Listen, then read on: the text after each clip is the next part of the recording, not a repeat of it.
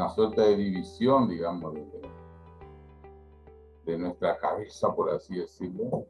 Nosotros tendríamos por un lado el goce, digamos, y por el otro lado el ejercicio, digamos.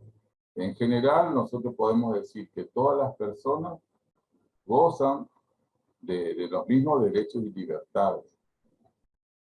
Pero no todas las personas humanas, ¿sí?, tienen la misma amplitud de ejercicio. Esa es la dificultad que nosotros tenemos que de entrada tener, digamos, bien aprendido. Por un lado tenemos lo que es la capacidad de derecho, que todas las tenemos integralmente, en el sentido de que todos tenemos la capacidad de gozar de todos los derechos subjetivos, eso de que habíamos hablado, ¿sí?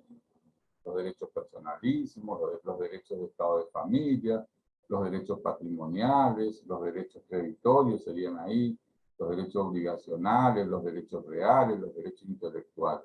Esos son todos los derechos subjetivos que tenemos, ¿sí?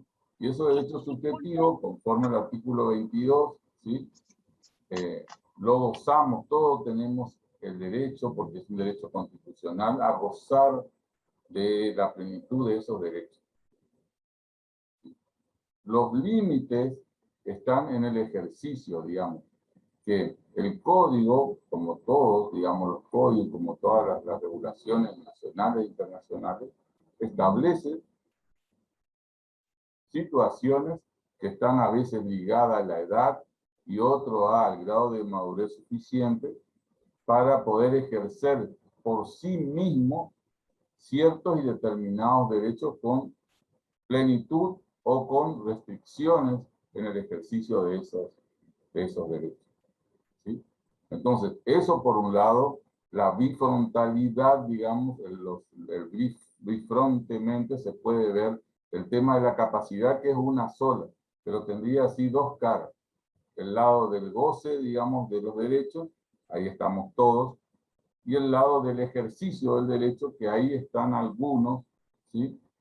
Y bueno, la tendencia siempre es estar todos, pero siempre hay o puede haber en algunas situaciones particulares alguna limitación en la posibilidad de ejercicio por sí mismo de alguno de esos derechos subjetivos de lo que habíamos ya aprendido, ¿sí? Les recordamos los 5 derechos subjetivos: los derechos personalísimos, los derechos de familia o de Estado, dentro de los no patrimoniales. Dentro de los patrimoniales tenemos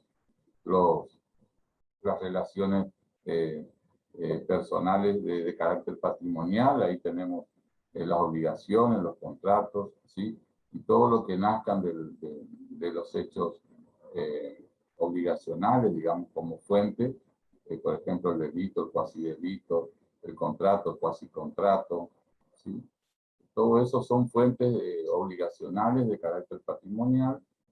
Y además de eso tenemos los derechos reales, que son los otros derechos subjetivos de carácter patrimonial, y por último los derechos intelectuales. Y ahí completamos los 5 derechos subjetivos de los cuales todos gozamos, pero en algunas situaciones el ejercicio de ese derecho tiene alguna mengua, alguna limitación, sea porque no hay estado de madurez suficiente o porque hay situaciones en que la persona, sea por su edad o porque tenga alguna afección grave de carácter permanente en su psique, digamos, que no le permita comprender sus acciones o dirigir su patrimonio, o dirigir su persona o administrar su patrimonio, el derecho le establece algunas restricciones o límites, ¿sí?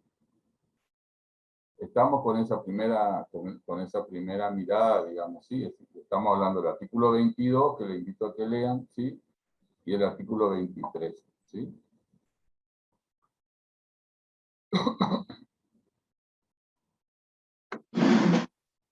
Leo el artículo 22, profesor. ¿Sí? Artículo 22. Capacidad de derecho. Toda persona humana goza de la aptitud para ser titular de derechos y deberes jurídicos. La ley puede privar o limitar esta capacidad respecto de hechos, simples actos o actos jurídicos determinados. Eso. Cuando ahí habla de que la ley puede privar, vamos a esa primera parte, la ley puede privar, ¿sí?, o limitar de esta capacidad, es decir, la capacidad de derecho sería, si respecto de hechos siempre exactos o actos jurídicos determinados, ¿sí?, estamos hablando ahí de prohibición, de prohibición. Esas son prohibiciones que en determinadas circunstancias y también determinadas personas lo tienen determinado sobre determinados actos, ¿sí?, donde aún siendo capaz de ejercicio o de hecho, ¿sí?, aún siendo capaz de hecho, ¿sí?,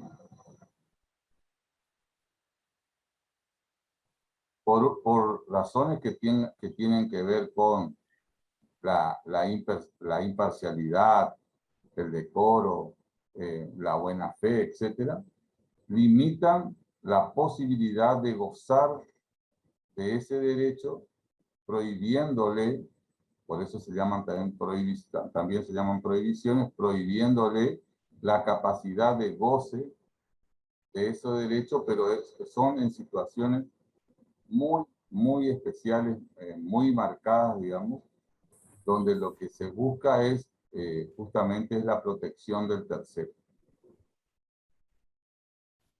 ¿En dónde se podría dar eso, profesor? Eso, ya, buscamos en el código. Esperen un minuto, ¿sí?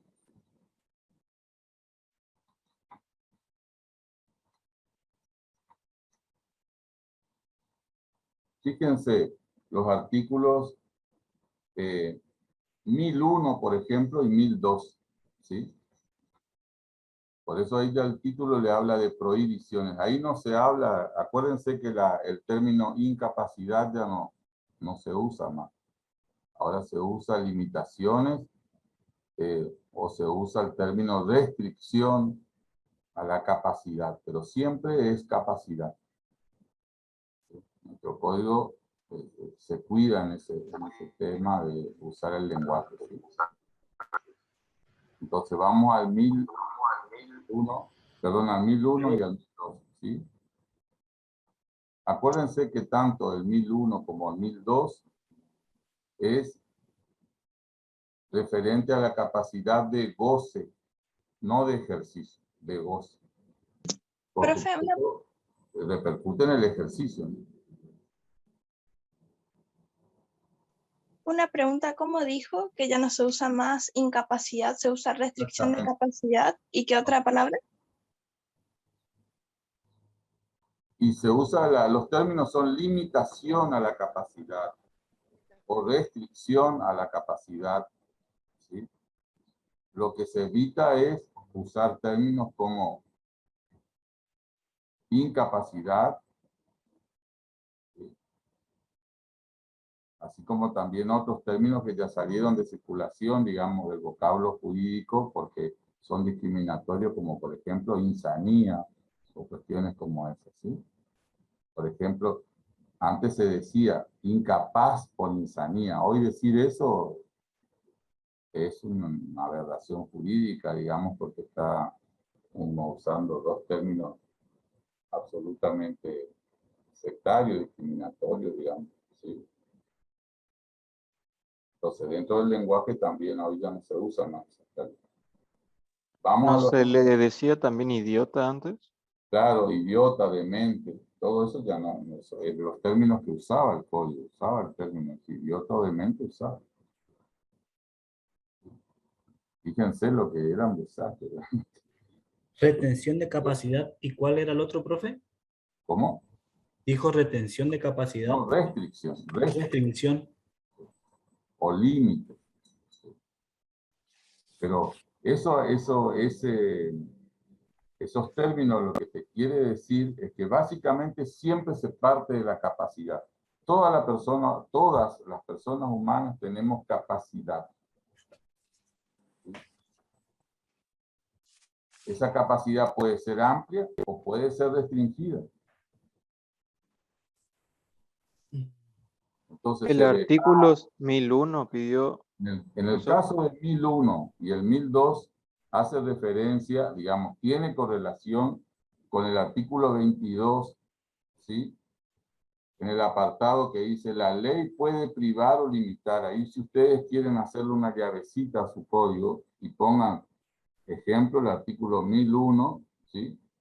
1001 y 1002, ¿sí? ahí ponemos incapacidades de derechos supuestos. Te reitero, no diga más incapacidad. Ah, disculpe. Limitación, decir restricción. Si vamos de nuevo, entonces, decía a ver cómo te dijimos. Restricción de capacidad. O limitación, ¿sí?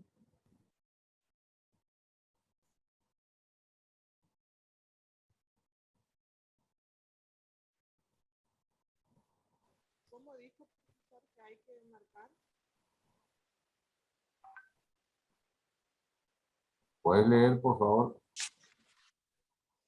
Sí. Que lea el alumno que recién hablamos, ¿sí? Sí, ahí leo, profe. Bueno, Artículo 1001. Inhabilidades para contratar. No pueden contratar en interés propio o ajeno, según sea el caso, los que están impedidos para hacerlo conforme a disposiciones especiales. Los contratos cuya celebración está prohibida a determinados sujetos tampoco pueden ser otorgados por interpósita persona. Artículo 1002. si por Inhabilidades ejemplo especiales. hay una restricción respecto de vos, ¿sí? Vos no podés contratarle a Alejandro Herrera Hanson que te represente o en tu nombre de representación, ¿entendés? No, no podés hacerlo por interpósita persona. No podés hacerlo directamente, ¿sí? ¿Eso quiere decir interpósita? Claro. No podés hacerte representar por otro para tratar de sortear o eliminar esa restricción.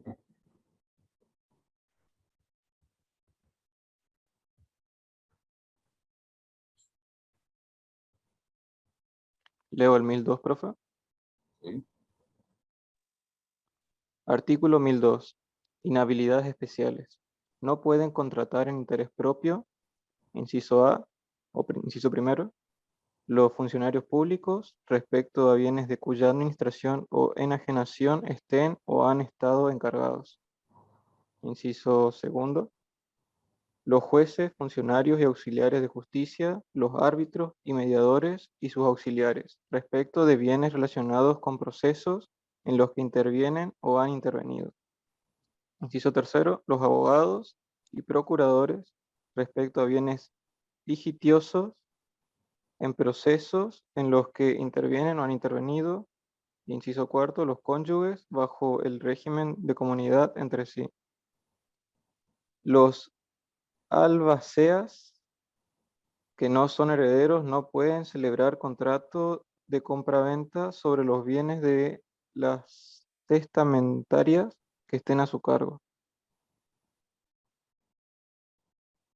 Vamos, ¿Qué significa albaceas? tenés que buscar también. Lo importante es que busques, ¿sí? Buscar en el Google, poner albacea y ahí te va a decir, a ver, googlea y decime a ver qué te dice Google. Y así se está correcto. Generalmente es correcto. Wikipedia es una herramienta espectacular. Googlea, a ver, pones albaceas, a ver qué te dice, cuál sería la explicación.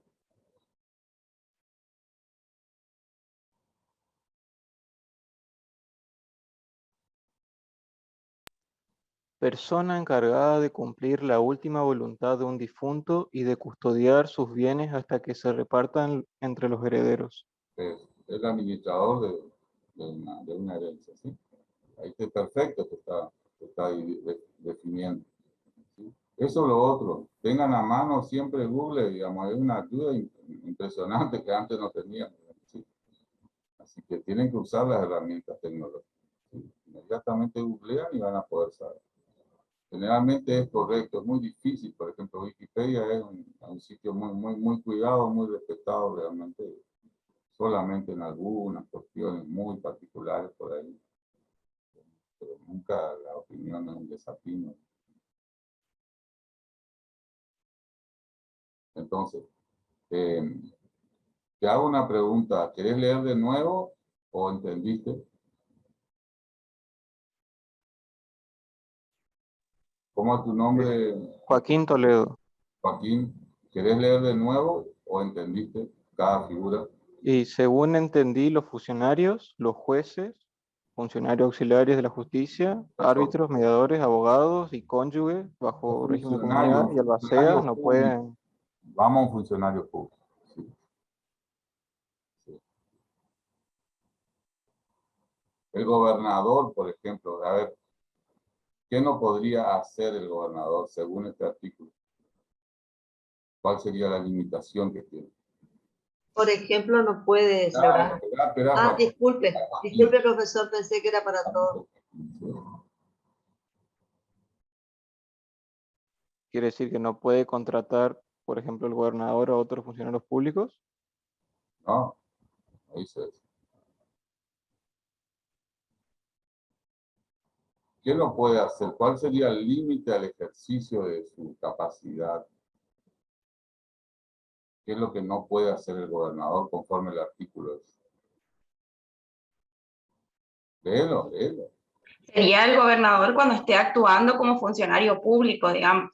En el caso de los funcionarios públicos, tienen una cualidad especial que en el ejercicio de su profesión, digamos, en el ejercicio de su trabajo como funcionario público, el código le establece esta limitación, ¿sí? Pero el gobernador después como persona, digamos, sin la investidura de gobernador, también tiene amplias, digamos, capacidades, ¿sí? Nada más que en su carácter de funcionario público tiene esta limitación.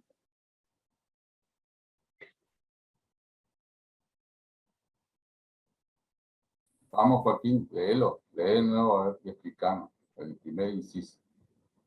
Los funcionarios públicos respecto de bienes de cuya administración o enajenación están o han estado encargados. Bueno, No pueden contratar en interés propio. bueno, dan un ejemplo. A ver, ¿qué no podría hacer el gobernador de la provincia, de cualquier provincia? Y no sé, no podría contratar, qué sé yo, a un abogado que esté en... No. ¿Podría decir, profe? No somos bienes nosotros. Eh, Lee de nuevo, Joaquín, vamos, pero déjenle a Joaquín porque quiero que él interprete tranquilo, ¿sí? Está cerca de la interpretación. Vamos, léelo de nuevo, Joaquín, y trata de incorporar la... Material. ¿Sí? ¿Cómo viene? ¿Cómo personas? Vamos, léelo, Joaquín, de nuevo, ¿sí? El gobernador como funcionario no puede contratar a otros funcionarios públicos. No dice eso, por eso lee el artículo como dice. Los funcionarios públicos respecto de bienes de cuya administración o enajenación están o han estado encargados. Bueno, No entonces, pueden contratar en interés propio. bueno, vamos otra vez con el ejemplo. ¿Cuál sería la limitación que tiene el gobernador? Que no puede contratar en interés propio funcionarios públicos. No, no dice eso. Creo que no estoy entendiendo, profe. Y por eso léelo, léelo. Léelo Por más. ahí el error está en, Joaquín, en donde estás poniendo una coma donde no hay, digamos, ahí en el texto. Fíjate bien porque vos recién dijiste que no puede contratar funcionarios públicos y eso no dice el código, o sea, no lo dice así. Léelo de nuevo, ¿sí? Léelo bien tranquilo, léelo más. Lee de nuevo, Joaquín. Vamos otra vez. Se tiene que quedar. Te escuchamos.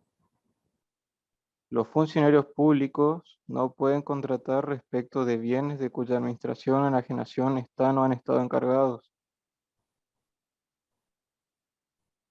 Bueno. Leemos otra vez. Si querés, o si no, decimos, explicanos, a ver qué es lo que quiere decir. No, profe, la verdad estoy muy nervioso y me bloqueé. Pero es una lectura, lee. Vamos a leer de nuevo, ¿sí? Fíjate lo que dice. Que no Los pueden funcionarios, contratar, vos te estás leyendo mal porque vos estás leyendo cortado el inciso nomás. Lee de donde dice artículo 1212, ahí lee. De ahí va a Artículo entender. 1202. Inhabilidades especiales. Eso. No pueden contratar en interés No pueden propio. contratar en interés propio, te dice. Vamos de nuevo otra vez. Léelo de No nuevo. pueden contratar en interés propio los funcionarios Entonces, públicos. vamos para, stop. No pueden contratar en interés propio, ¿sí? ¿Entendés esa frase? Que no pueden contratar en interés propio, Sí. ¿eh?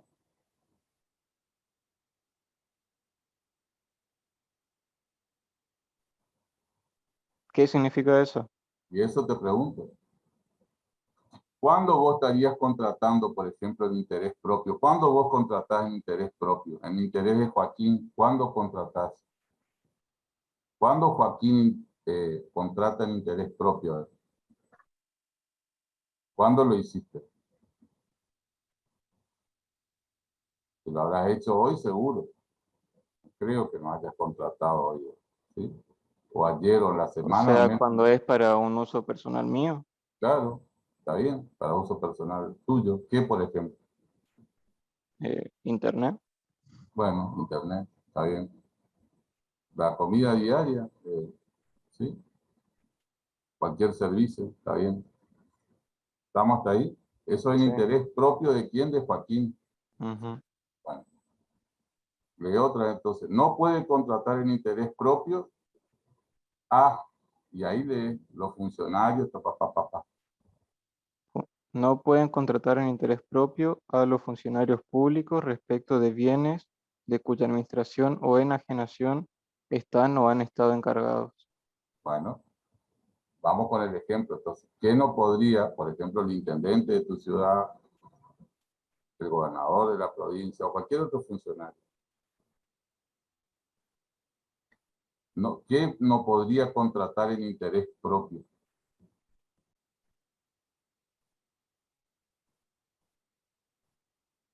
¿Sobre qué? A los bienes que estuvo administrando. Exactamente, bienes de cuya administración o Enajenación están o han estado encargados. está, exactamente. Bueno, vamos a un ejemplo práctico ahora. ¿Qué no podría contratar o vamos a decir comprar, por ejemplo, el gobernador?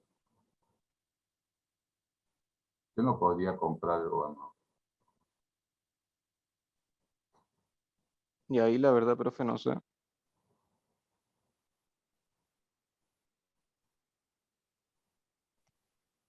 Pero no te imaginás alguna situación.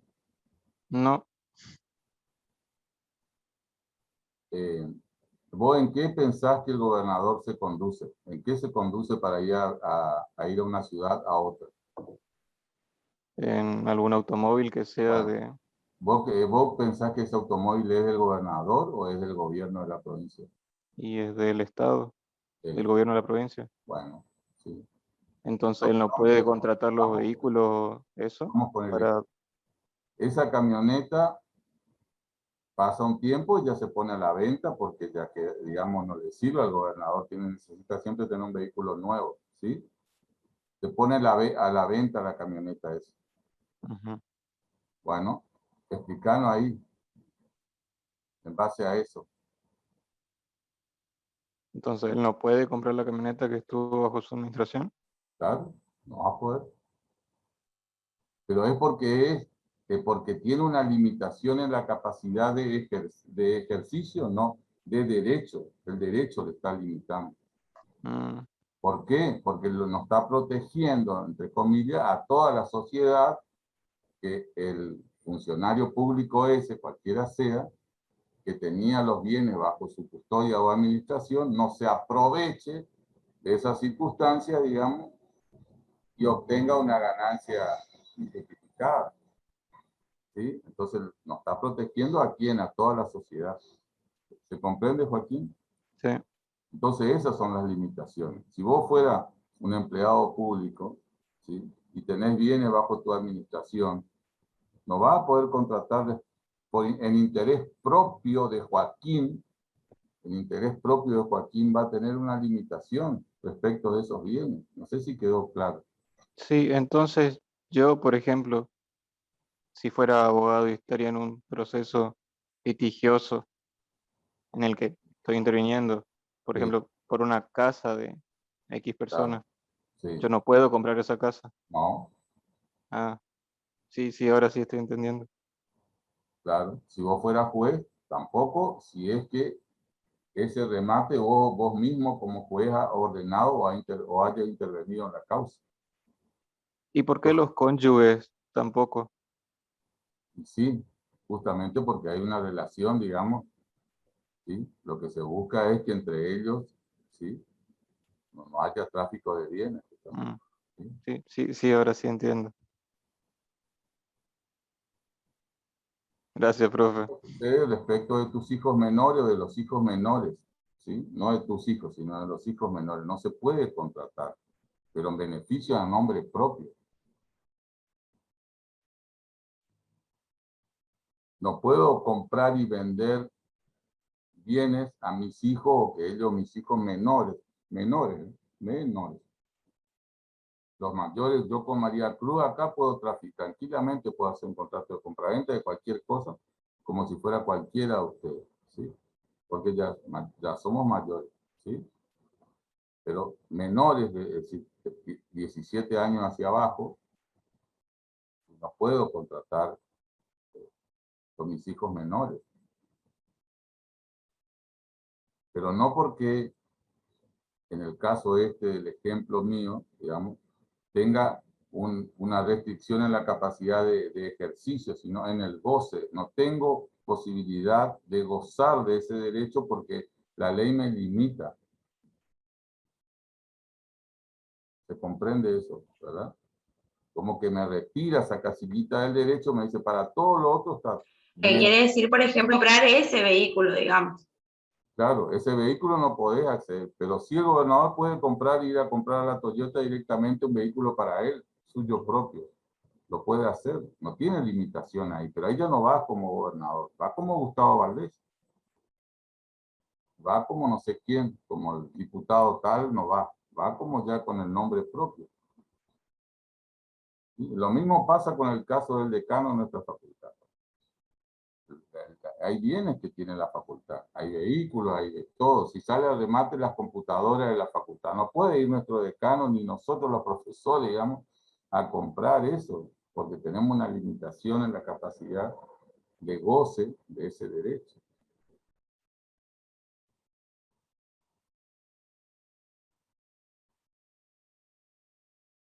¿Se comprende eso? ¿Sí?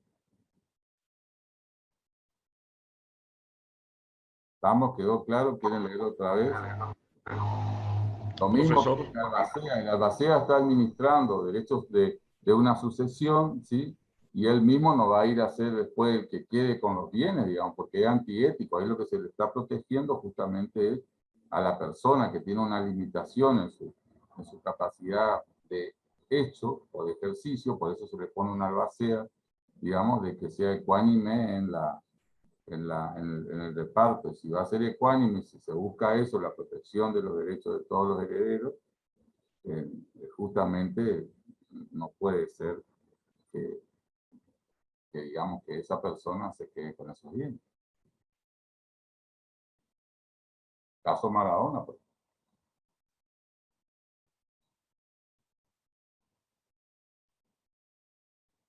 Que eso es lo que se está discutiendo, entre otras cosas.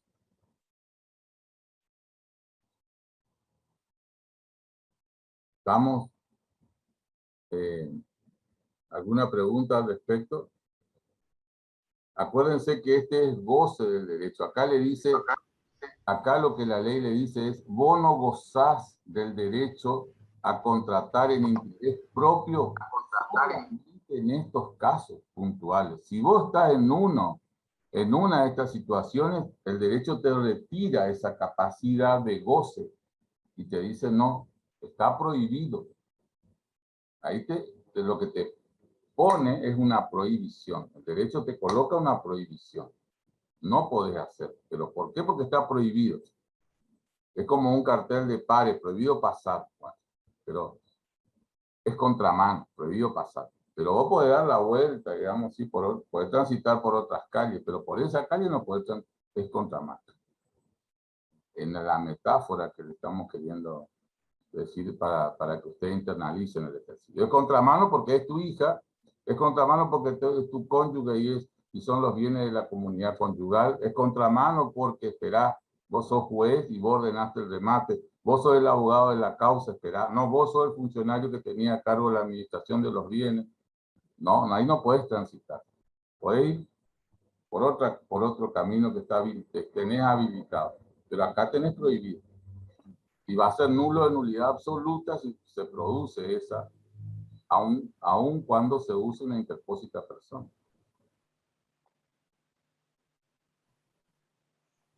¿Se comprende? ¿Alguna pregunta más al respecto? Todos, digamos, ¿sí? Ahí está, lo veo a Gustavo, lo veo. Gustavo había levantado la mano primero. No, ahí me aclaró recién el profesor que los cónyuges tampoco, cuando dicen el 1002, los cónyuges de los bienes que forman parte, digamos, como dice ahí, del régimen de la comunidad, ¿sí? ¿Sí? Sí, o sea, para aclarar, la esposa del gobernador tampoco puede ir a comprar los bienes que salgan a remate o el avión de la provincia, por decirlo. Claro, no.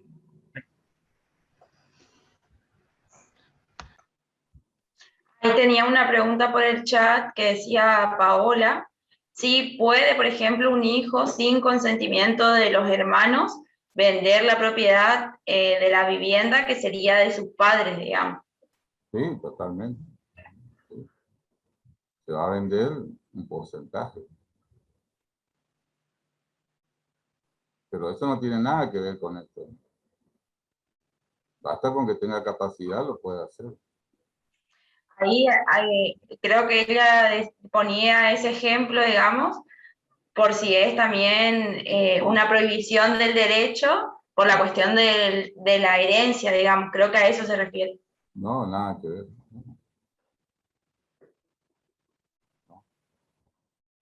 El derecho hereditario es básicamente es accesible, es negociable, es comerciable. Solamente los derechos personalísimos no son, digamos, ¿sí?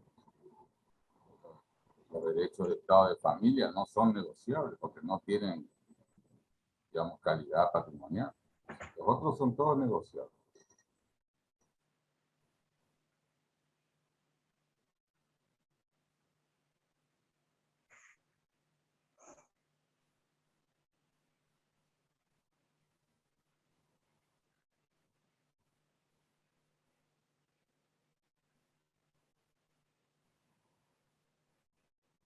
Es decir, tranquilamente, por ejemplo, una de los hijos, hijas de Maradona, por ponerle un caso icónico así, puede vender su parte, entre comillas, vender, que son la cesión de derechos y acciones hereditarias. Le pondrá un precio y si alguien le compra, le comprará, y ese alguien que le compra va a entrar en el sucesorio como representante hereditario por la parte de, digamos, en sustitución de la parte que le correspondía a Yanina Maradona. No sé. Y ahí se verá qué parte después es, digamos, en porcentual y en qué costo, cuánto vale y todo eso, ya es un problema posterior.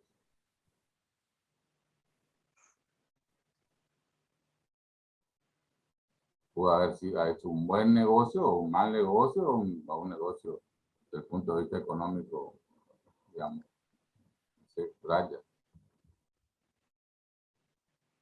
Estamos, pero ese no es el tema acá, ¿sí? Acá el tema es que el derecho en situaciones, le reitero, especiales, puntuales y expresamente cuando el derecho impone y establece, en algunas situaciones existen limitaciones al ejercicio de la capacidad de derecho, ¿sí? Que se llaman básicamente prohibiciones de derecho.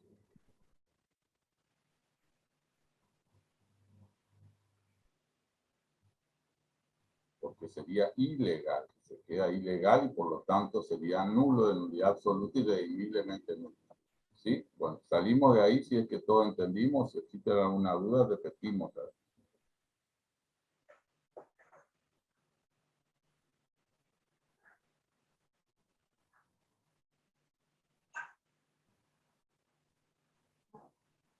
Tapate la nariz. ¿Alguna Te pregunta? estornudan y te entran todo en tu nariz. ¿Alguna pregunta al respecto? No, profe, se entendió bien. Bueno, y ahora vamos a la otra, al otro bifrontalidad de la capacidad, que es la capacidad de ejercicio o capacidad de hecho, ¿sí? Es el artículo que sigue, que tiene que ver con el artículo 23. Pero ahí ya vamos a la referencialidad que hace a que poder ejercer por sí mismo, poder ejercer esos derechos subjetivos de los que estábamos hablando. ¿Sí? Ahí ya es la capacidad de ejercicio, de poder blandir por sí mismo, un determinado derecho frente a otro, que tiene el deber jurídico.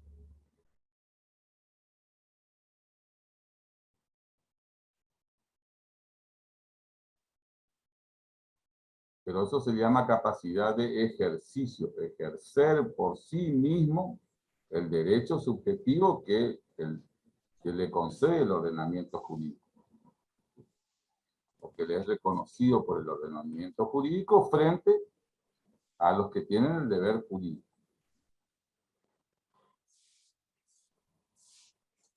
Leo, profe. Entonces ahí acá lo que nosotros ya vamos a ver es, digamos,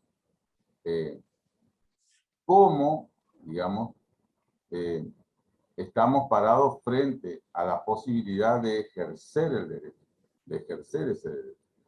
¿Y cuáles son? Ahí ya se usa la palabra las restricciones a esa capacidad o limitaciones a la capacidad de ejercicio, ¿sí? Que tiene que ver mucho con la edad de la persona, con el estado de madurez suficiente y con el estado de salud mental.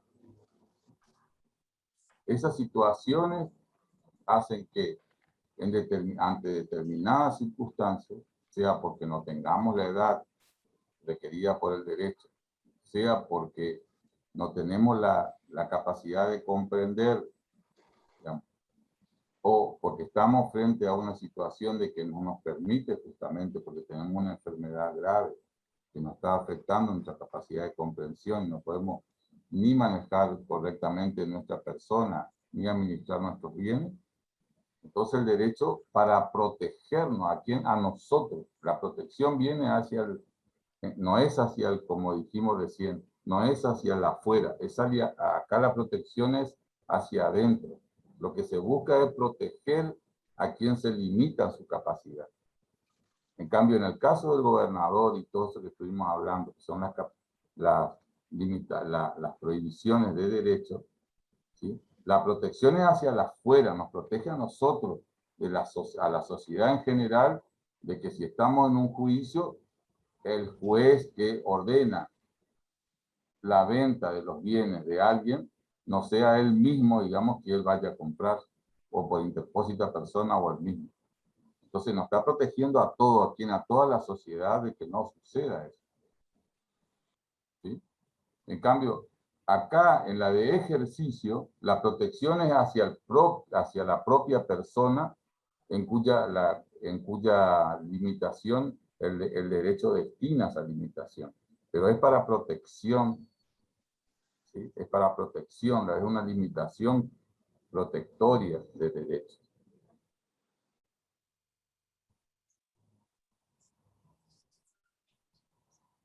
No sé si comprendieron eso, esa diferencia que hay entre la limitación que existe en la capacidad de derecho y la limitación que existe en la capacidad de ejercicio. La de ejercicio, le reitero, es en favor del propio limitado. En la de derecho es en favor de los terceros.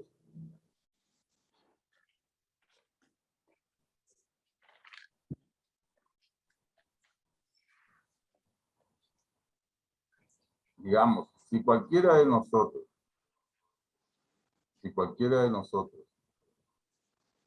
tuviera una capacidad de goce, de ejercicio, es para protección de otros.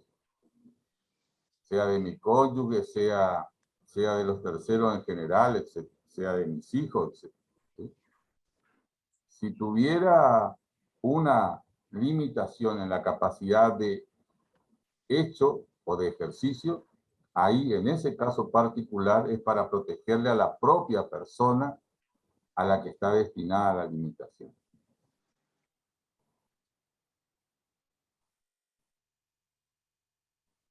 En un caso, lo que pretenden es que limitarle, en el ejemplo, pongámosle Joaquín, funcionario público, ¿sí? Le limitan en su capacidad de derecho para que todos nosotros, la sociedad, digamos, ¿sí?, esté protegida frente a una situación de que esta persona, entre comillas, ¿sí?, quisiera aprovecharse de su grado de funcionario público para obtener, digamos, aunque no quisiera obtener, digamos, no está bien éticamente, no está bien que esa persona, por más de buena fe que sea y que vaya y pague la camioneta, el doble o triple de lo que valga en el mercado, no importa eso. Lo que acá se está buscando es justamente que no se aproveche de su cargo, digamos, para obtener una ventaja, digamos, que es antiética, ¿sí? Entonces, en el otro caso, digamos, si Joaquín en el ejemplo, digamos, ¿sí?, ya está teniendo problemas, digamos, serios de comprensión por una enfermedad que tiene, necesitamos protegerlo. La protección va a ser para Joaquín, para él y para los bienes que él tuviera. Se va a proteger la misma persona, la protección de su persona propiamente dicho, y los bienes que él tuviera. Y todo el derecho va a ir ahí a darle, digamos, una entidad protectoria, pero ¿a quién? A él, la norma le va a proteger a él. ¿De quién? De nosotros, de todos nosotros, que nos queremos aprovechar, que queremos sacarle sus cosas, que queremos administrar, que queremos... No, ahí lo voy a decir, no, ahí está acá nomás. Joaquín está protegido. Se comprende el ejemplo nada más que estoy usando, ¿no? ¿Sí? Puede ser Alejandra, puede ser Carlos, puede ser cualquiera, ¿sí? Profe, tengo una duda. Metáfora, ¿sí? Decime quién es. Sofía le habla. Sofía, ¿sí? Sí, Quiero Sofía. saber, en el artículo 24 dice personas incapaces, pero hace un rato nos había dicho que ya no se dice incapaz. Por eso te digo, siempre se cuida de decir, por ahí tiene unos descuidos, ¿sí? Pero la verdad es que no debería decir incapaces, ¿sí? Y te invito a que no lo leas como incapaz, digamos. Sí, tuvo un descuido.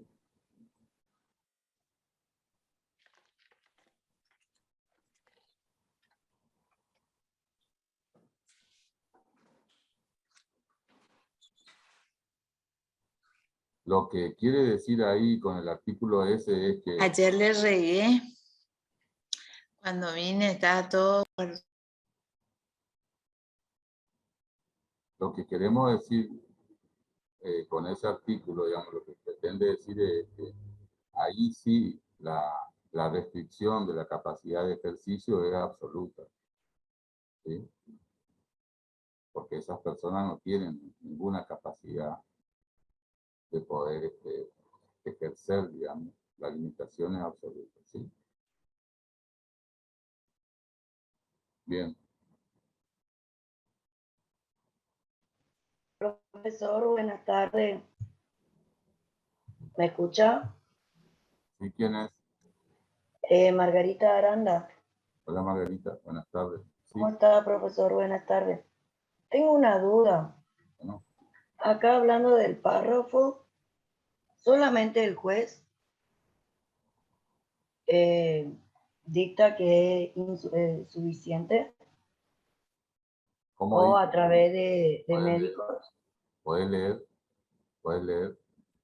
¿Cuáles son las dudas que tenemos? Artículo 24, que ya da miedo ya para decir incapaces de ejercicio. Bueno, decirlo ahí en ese artículo no hay tanto inconveniente. Lo importante es que tengan conciencia de que ya no hay más incapaces.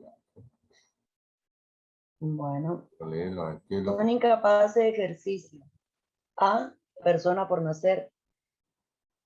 B, la persona que no cuenta con la edad y grado de madurez suficiente, con el alcance dispuesto en la sección segunda de este capítulo. C, la persona declarada incapaz por sentencia judicial en la extensión dispuesta en esa decisión. ¿Qué nos querés preguntar? O sea, lo declara el juez si está en un juicio. Sí, exactamente. No hay posibilidad de hacerlo. Por ejemplo, una persona, vamos de nuevo para no adentrarnos tanto al 24, sí, pero porque era la explicación que siguen. Lo que pasa es que la ansiedad a ustedes les ganó un poco porque todavía no llegué al 24. Si ustedes ya quieren el 24, yo todavía estoy en el 23, ¿sí? Claro. Ustedes se pusieron a leer el 24, ¿sí? Está bueno, digamos, pero a su vez me quitan a mí la posibilidad de seguir el libro, nada más, ¿sí? Pero ahora eso justamente era ahora lo que venía, ¿sí? Perdón. No pasa nada, está bien. El tema es el siguiente. Como habíamos dicho, la capacidad de ejercicio tiene limitaciones por la situación de hecho que se encuentra la persona, como por ejemplo la persona por nacer. Obviamente, la limitación es absoluta en su capacidad de poder ejercer por sí mismo, pero goza de derechos, pero tiene limitaciones de ejercicio, ¿sí? Profesor, yo pongo un claro ejemplo que más o menos Déjame tengo. terminar o concluir la idea nomás, ¿sí? Yo sé la idea para darle un pantallazo, ¿sí? La otra limitación tiene que ver cuando esa persona, obviamente ya estamos hablando de una persona que ya nació, ¿sí? Que está creciendo, pero que tiene menos de 13 años.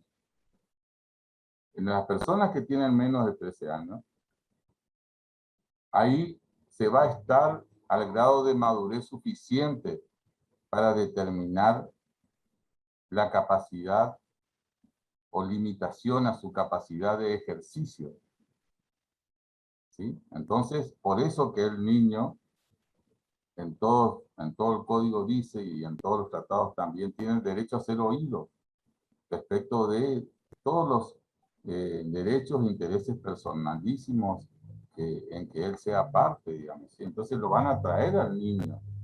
Y ahí se va a indagar si, conforme, digamos, su estado de capacidad de razonamiento, tiene grado de madurez suficiente como para poder comprender determinado acto jurídico y opinar y dar su opinión al respecto. Es decir, sí, la adopción me parece que está bien, digamos, quiero, no va a decir en estos términos, ¿sí? Pero sí quiero que me adopte la familia tal.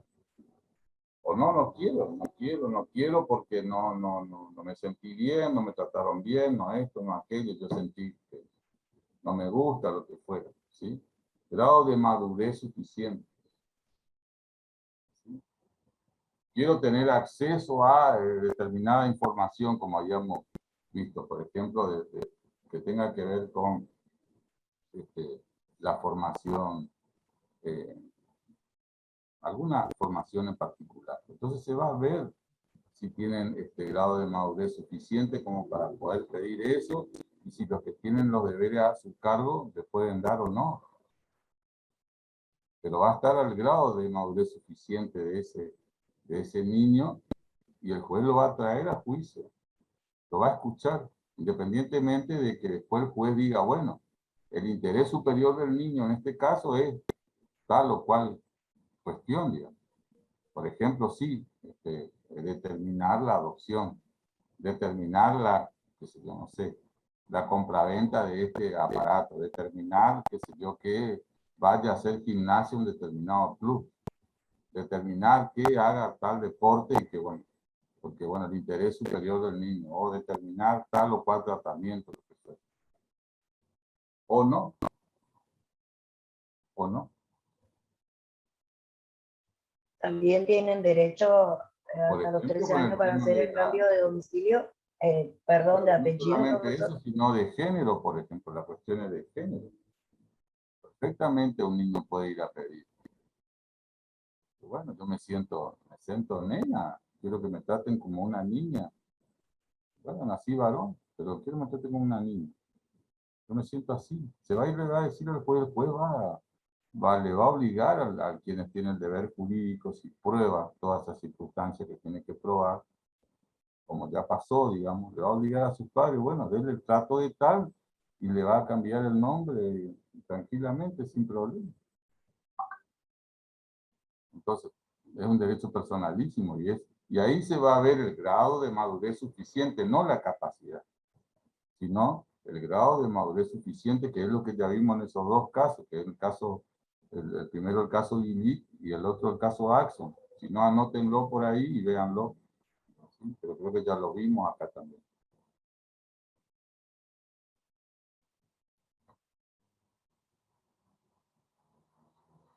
¿Puede repetir, profe? A partir, digamos, que no se puede establecer ningún juicio de limitación de la capacidad de ejercicio a una persona menor de 13 años. Eso también ténganlo bien presente. Recién la limitación de la capacidad de ejercicio se puede hacer cuando la capacidad de ejercicio justamente la tienen otorgada con mayor amplitud, que es a partir de los 13 años. Obviamente, a partir de los 13, a partir de los 16, a partir de los 18, ni que contar, pero es a partir de los 13.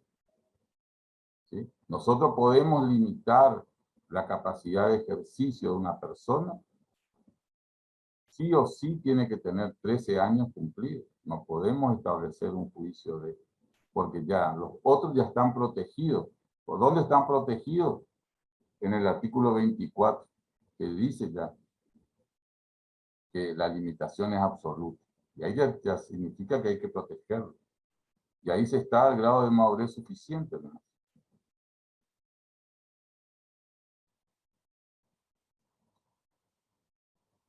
Entonces tenemos el embarazo, esa persona que está en estado embrionario, digamos, en estado de proceso del embarazo, ¿sí?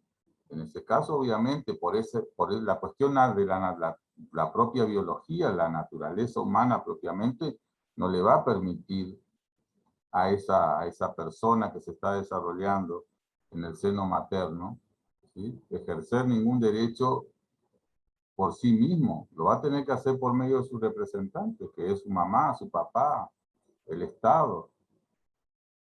¿Sí? Van a ejercer los derechos en nombre de esa persona por nacer, el nasciturus. Y después tenemos, cuando nace, la persona humana cuando nace, tiene dos grandes etapas, de 0 a 13 años, excluyendo el 13, y de 13 años, incluyendo el 13, hasta 18, excluyendo el 18. Entonces, en esas dos grandes etapas tenemos la primera gran etapa, de 0 a 13 años, que están los niños y niñas. ¿Sí? Ahí se ve el grado de madurez suficiente, no la capacidad. Porque todavía, digamos, el derecho considera que a esa edad el niño o la niña, ¿sí? Tienen mucha limitación en su capacidad por la edad, pero no por eso no tienen capacidad, digamos, tienen una capacidad limitada o restringida que está atada al grado de madurez suficiente, que tiene que ver con su historia de vida, que tiene que ver con su capacidad de inteligencia, de razonar, de haber vivido situaciones. Entonces, un niño o una niña de determinada edad, los dos pueden tener, digamos, la misma edad, pero tienen, por así decirlo, barrios diferentes, vidas diferentes, situaciones diferentes.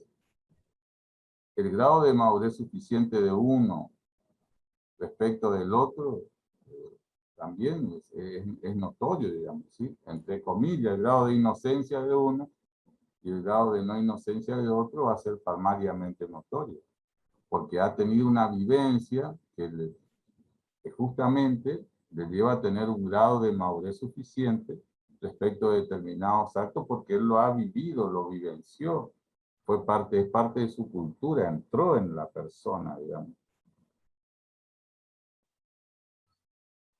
No es lo mismo, digamos, ¿sí? Por ejemplo, un niño que haya nacido y al nacer ya la mamá estuvo detenida, por ejemplo, y nació en una cárcel. Y su jardín de infante haya sido ahí, digamos, y sus primeros años haya ido ahí, después toda su vida fue visitar a la mamá, esto y aquello, pongámosle que haya sido la mamá condenado a muchos años. Y otro niño en otra situación, digamos, en un hogar bien, por así decirlo, un hogar bien, un hogar donde tuvo que transitar esas experiencias, ¿sí? Entonces, el grado de madurez suficiente para uno u otro va a ser absolutamente diferente por esas vivencias, digamos, particulares que le tocó en la niñez a uno u otro.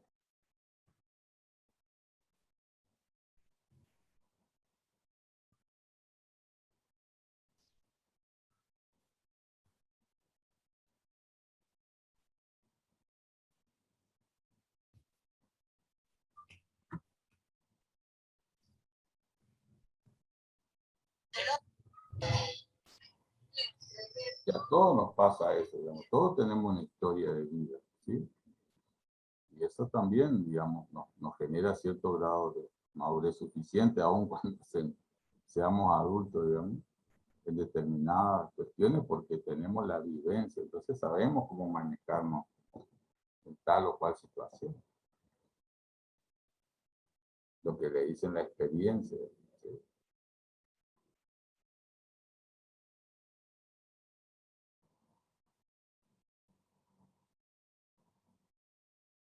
¿Sí? Estamos con ese artículo 24, ahora sí, lean el 24.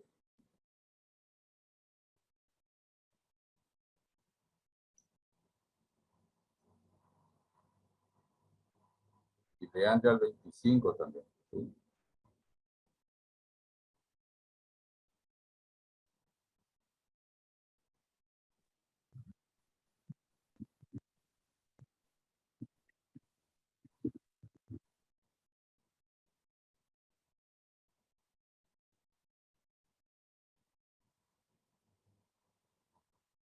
Lean, por favor, cualquiera que lea. Leo el artículo 24. Personas incapaces de ejercicio. Son incapaces de ejercicio: A, la persona por nacer; B, la persona que no cuenta con la edad y grado de madurez suficiente con el alcance dispuesto en la sección segunda de este capítulo; C, la persona declarada incapaz por sentencia judicial en la extensión dispuesta en esa decisión. Artículo 25. A partir de los 13 años se puede pedir eso, ¿sí? Una limitación recién a partir de los 13 años, antes no. Estamos con eso. Artículo 25. Menores de edad y adolescentes. Menores de edad es la persona que no ha cumplido 18 años. En este código denomina adolescencia a la persona menor de edad que cumplió 13 años. Los que tienen menos de 13 años son los niños y las niñas, ¿sí? Más de 13 años o más, perdón, adolescentes, hasta obviamente 18, pero cuando llegan a 18 pasan a ser adultos. Lo otro importante a señalar acá es que en el caso de los niños, niñas y adolescentes, respecto del ejercicio de los derechos personalísimos, el Código establece el principio de la autonomía progresiva. Autonomía progresiva, acuérdense eso. Digamos, ¿esto qué significa? Que a medida que van transcurriendo los años, y el Código le va dando mayores espacios para el ejercicio por sí mismo de su capacidad de hecho a los niños, niñas y adolescentes.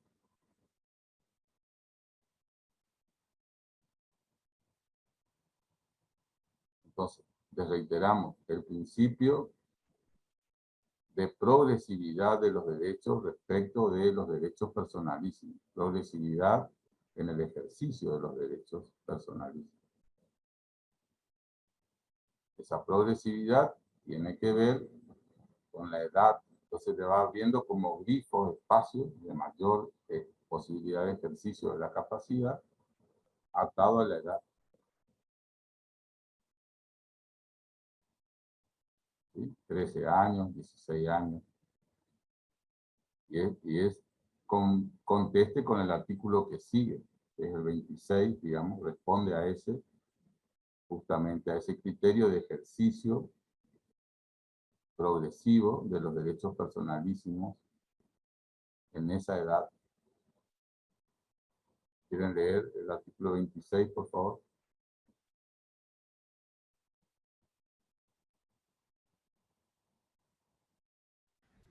¿Leo, profesor?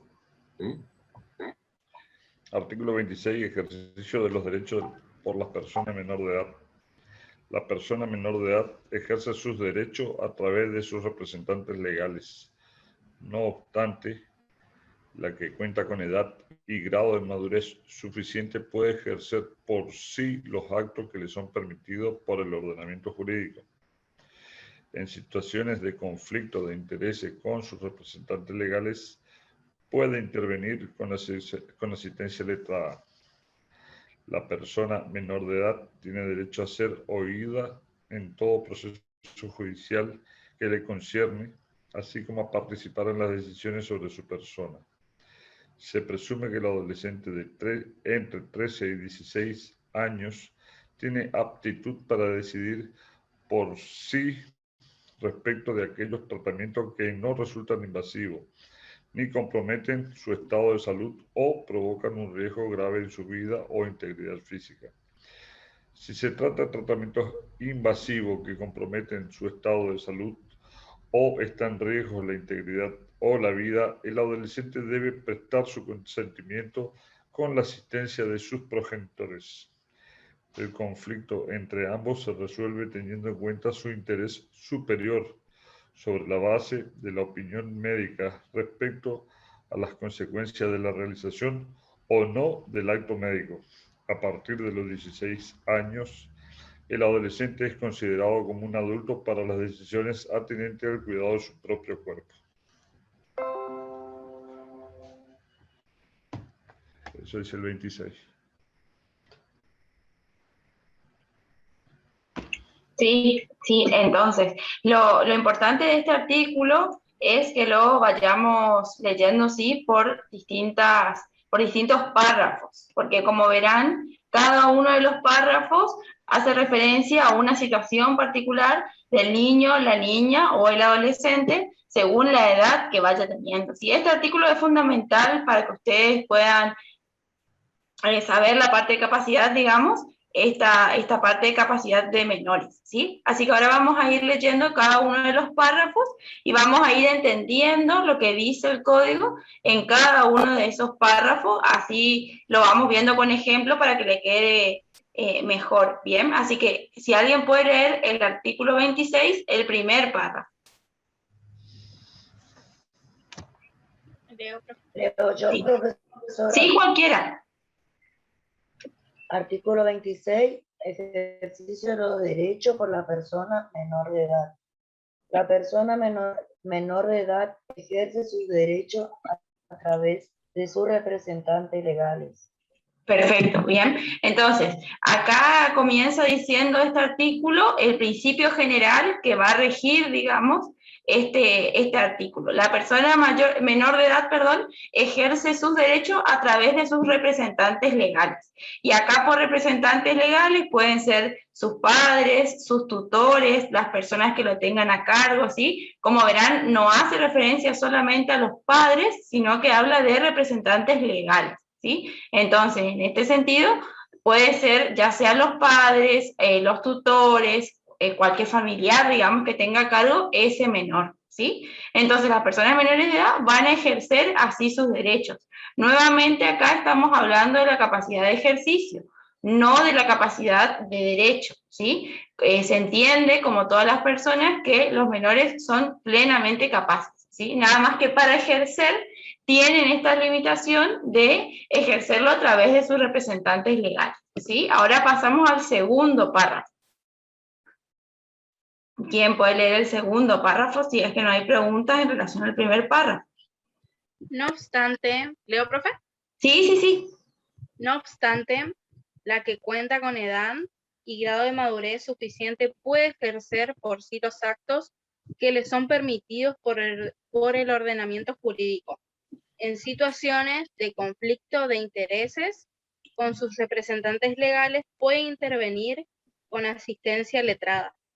Perfecto, entonces acá también en el segundo párrafo, nuestro código habilita a los menores que cuenten con edad y grado de madurez suficiente a ejercer por sí todos los actos que les son permitidos, ¿sí? Después el código nos va explicando cuáles son los actos en relación a la edad, ¿sí? Pero el grado de madurez suficiente se va a analizar, como decíamos recién, en relación a cada menor, niño, adolescente de manera particular, ¿sí? Porque la experiencia, el contexto, la vida de cada uno, el desarrollo propio, seguramente hacen que tengamos grados de madurez distintos, ¿sí? Entonces el grado de madurez se analiza en relación al caso particular que está planteado. Y también acá, esta incorporación en este código, aparece lo que es el abogado de los niños, niñas o adolescentes, cuando nos dice que en situaciones en conflicto de intereses puede intervenir la asistencia letrada, ¿sí? En ese caso, cualquier niño, niña o adolescente tiene la posibilidad de pedir, digamos, que lo asista un abogado o una abogada, algún profesional del derecho, para dilucidar cuando hayan distintos conflictos en relación a sus representantes legales, ¿sí? Sigo, profe. Bueno, vamos con el párrafo siguiente. La persona menor de edad tiene derecho a ser oída en todo proceso judicial que le concierne, así como participar en las decisiones sobre su persona.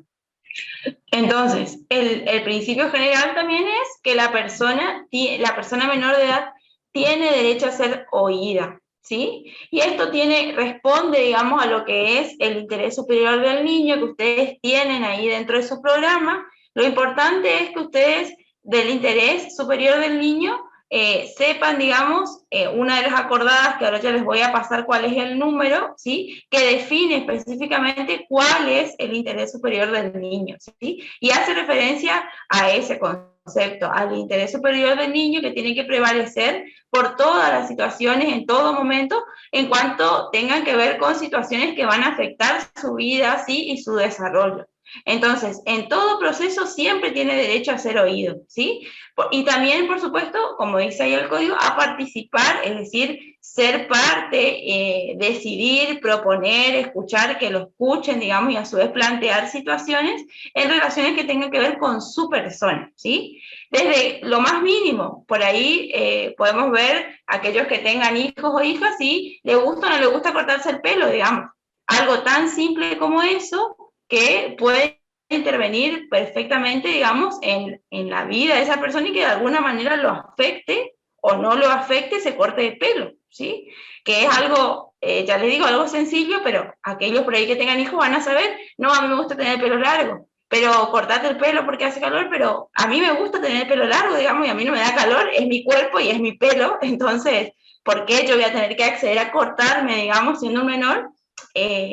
Si no lo quiero, bueno, eso es un ejemplo simple, pero así suceden muchas otras cosas, digamos, que intervienen y que afectan de alguna manera la vida de esa persona, de ese menor, y que por supuesto que tiene derecho a ser oído y a participar de esas decisiones. Si no se quiere cortar el pelo y no lo afecta, digamos, en su integridad física, perfectamente, o sea, no le lleva a una enfermedad, digamos, tener el pelo largo o tener el pelo corto, por supuesto que lo puede hacer y tiene el derecho a que respeten esa decisión, ¿sí? Así tenga 4, 5, 10 años, 15, digamos, siempre es una decisión de carácter personal. Seguramente ustedes tienen ejemplos como esos en cada una de sus casas, digamos, conocen alguna situación.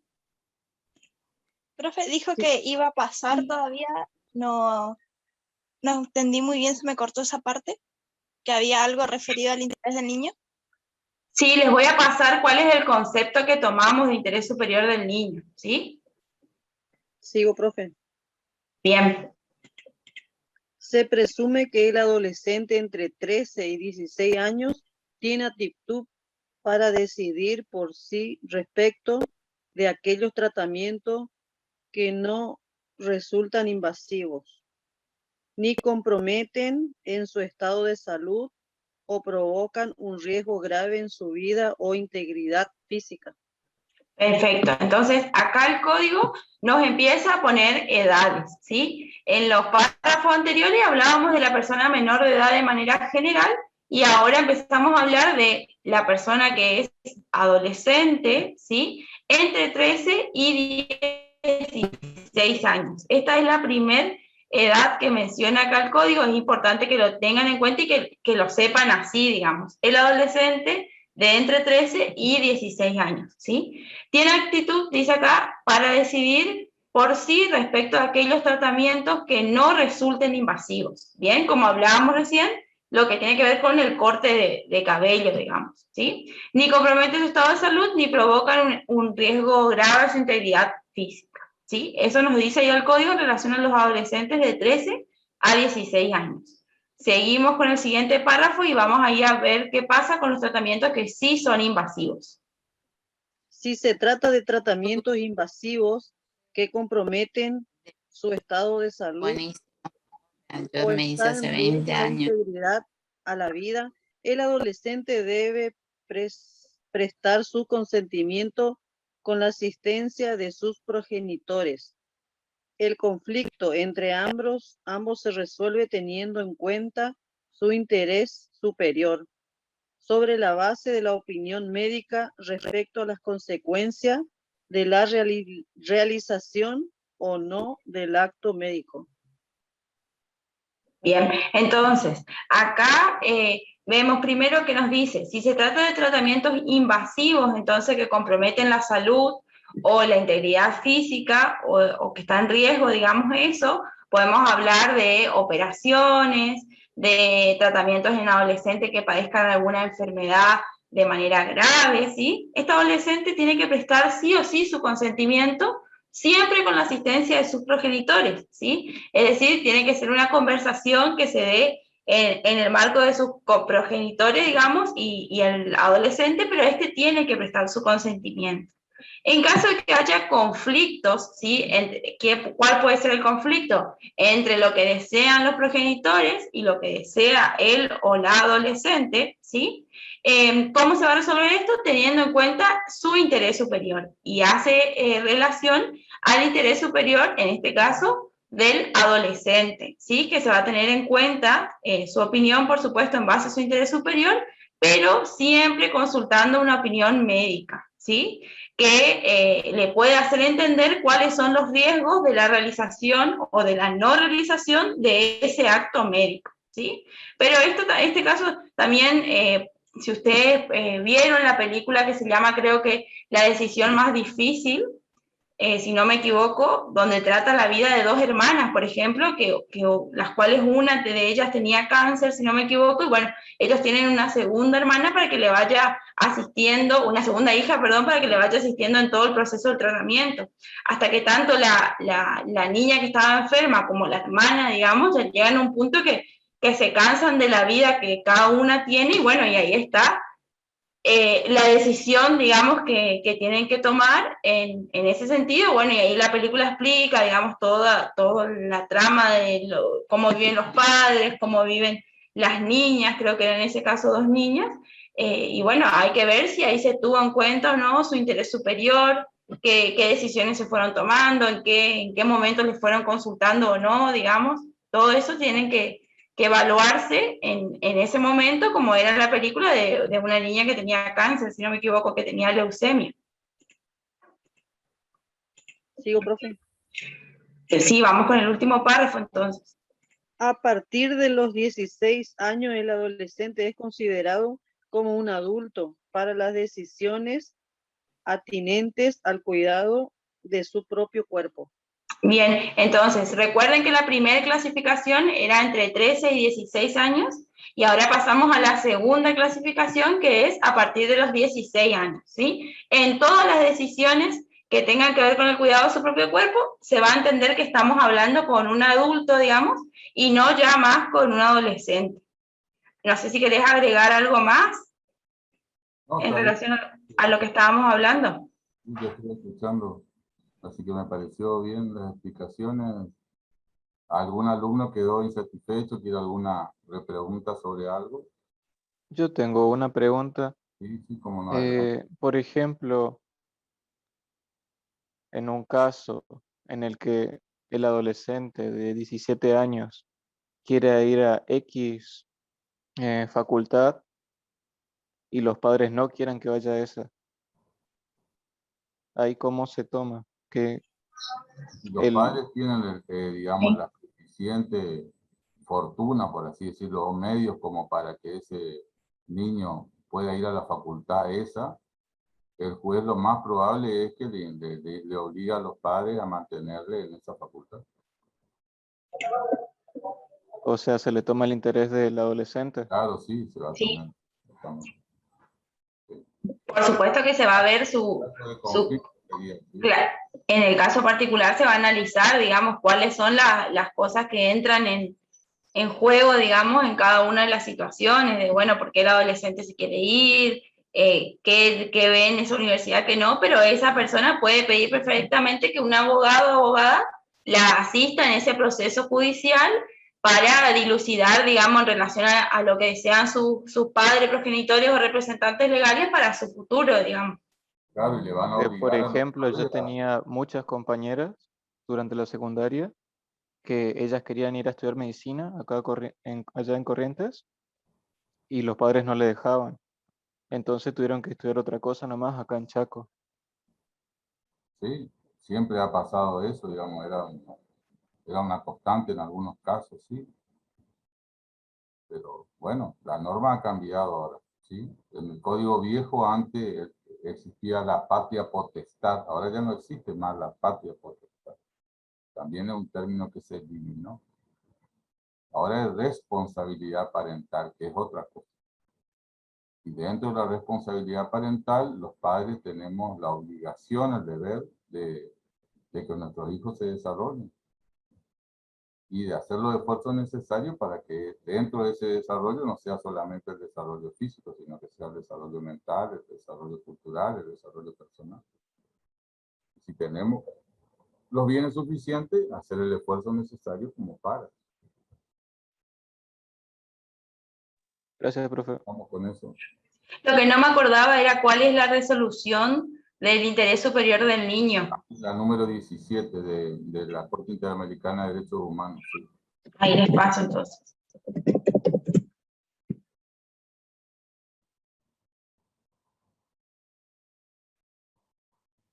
Podemos mirar también el artículo 707, que ahí dice muchas cosas, ¿sí? Si quieren leer el artículo 707, a la persona que recién me habló,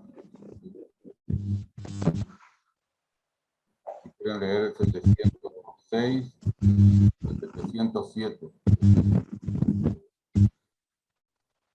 Lean, por favor, 706. 706, Principios Generales de Procesos de Familia. Sí. El proceso en materia de familia debe respetar los principios de tutela judicial efectiva, inmediación, buena fe, lealtad procesal, oficiosidad, oralidad y acceso limitado al expediente.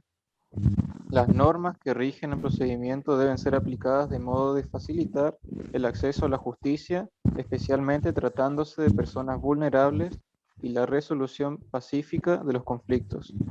Los jueces ante los cuales tramitan estas causas deben ser especializados y contar con apoyo multidisciplinario.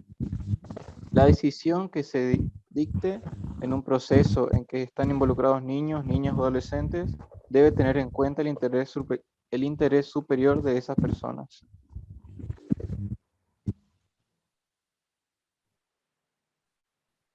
Sí, te falta el otro. Y el artículo 707, participación en el proceso de personas con capacidad restringida, de niños, niñas y adolescentes. Las personas mayores con capacidad restringida y los niños, niñas y adolescentes tienen derecho a ser oídos en todos los procesos en los que afectan directamente,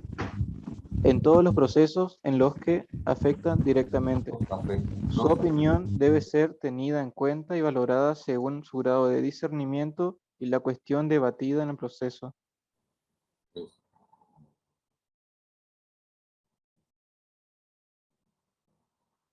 ¿Vamos con eso? Sí. Sí, profesor. Esa es la opinión consultiva, se llama opinión consultiva número 17 de la Corte Interamericana de Justicia, la que define. ¿Sí?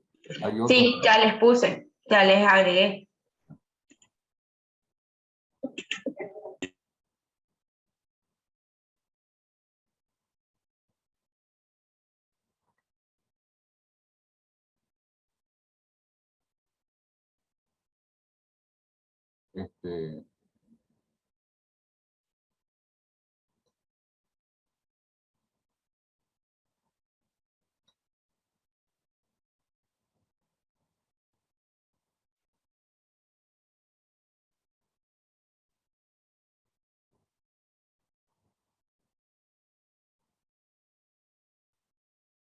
Entonces, la otra es, digamos, la otra amplitud de la capacidad es en el caso de una persona adolescente que se casare, digamos, ¿sí? Que contrajere matrimonio, ¿sí? En ese caso, sí, también por emancipación asciende, por así decirlo, a la calidad de adulto, ¿sí?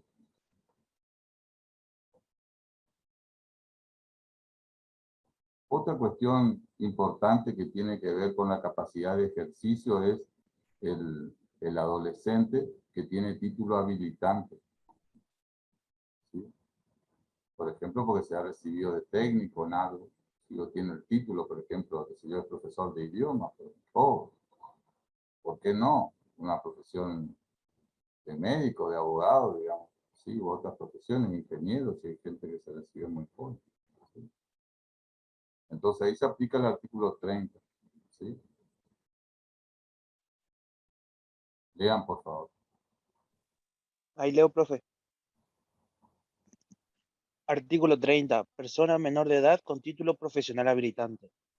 La persona menor de edad que ha obtenido título habilitante para el ejercicio de una profesión puede ejercerla por cuenta propia sin necesidad de previa autorización.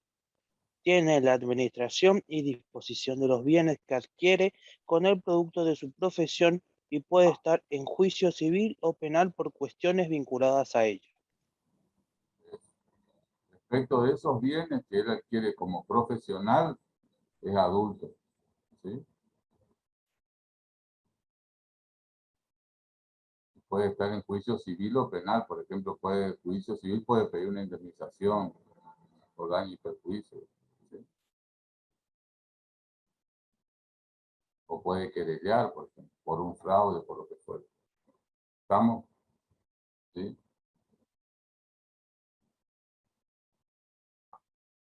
Ahora, la otra sección que viene, que es la sección tercera, que es restricciones a la capacidad, ¿sí?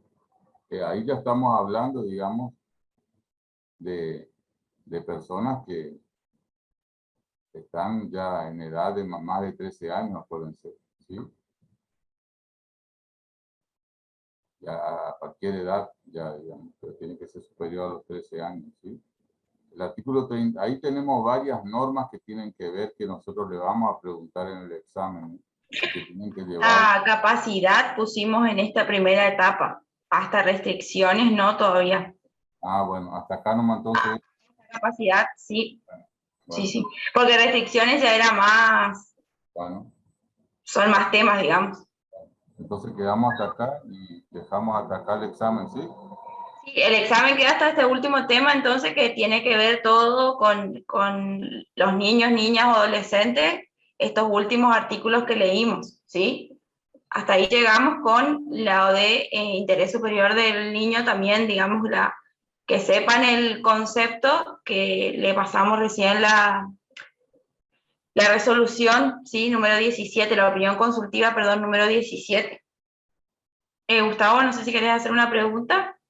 Profe, ¿cuál de los dos pasó primero o el que puso en el Classroom? Los dos son iguales, son distintos materiales nomás, pero son de la misma fuente, digamos. Profesora, ¿puso en el Classroom usted estos links también o no? Sí, ya puse. Ah, bueno, gracias. La última parte del párrafo del artículo 30 dice que tiene administración de disposición de los bienes que adquiere producto de su profesión y puede estar en juicio civil o penal por cuestiones vinculadas a ella, o sea, como demandante y como demandado también, doctora. Sí. Como le decía el doctor recién, puede reclamar una indemnización, por ejemplo, si es que no le pagan, y si hace mal su trabajo, por supuesto que le pueden reclamar, digamos. Ajá, esa era la pregunta. Bien, no se olviden de dejar la asistencia entonces por el chat con su nombre, apellido, DNI y comisión. Y bueno, cualquier consulta que tengan, quedamos a disposición por Classroom. Les recordamos que el examen va a ser de manera presencial el siguiente lunes en el horario de clases, o para aquellos que informaron de manera virtual por el aula virtual de la facultad. ¿Sí? Cualquier consulta nos dicen, ¿sí? Una consulta. A mí me quedó en la parte del temario. No me quedó clara la idea de la parte del ítem 4 que puso sobre la retroactividad de condiciones y diferencias con la ultraactividad del artículo 7. Sí, yo también tenía esa duda, profe, porque no, o sea, habíamos dado bien principio de retroactividad, sí, pero... Sí. Las normas de orden público tienen efecto, todas las normas, pero la de orden público tienen efecto también irretroactivo, ¿sí? Pero la norma de orden público, además de eso, tiene ultraactividad a los hechos pasados que no han sido consumados, principio del consumo jurídico, ultraactividad, ¿sí? Y obviamente hacia el presente y el futuro. Pero que vaya al pasado no significa que sea retroactivo, por esa es la diferencia. Porque la retroactiva, la norma retroactiva, abre un efecto que ya está cerrado o producido. La norma retroactiva abre el pasado, se mete con los efectos del pasado y trata de modificarlo. Esa es la norma retroactiva. En cambio, la norma irretroactiva, que por el orden público imperante tiene efecto ultraactivo, se va hacia el pasado, pero no lo abre, sino que regula hechos pasados que todavía no han tenido consumo jurídico, la consecuencia todavía no se produjo. Y en el presente lo regulan, digamos, por la norma nueva. ¿Pero qué son? Son hechos pasados. Por ejemplo, el contrato de alquiler.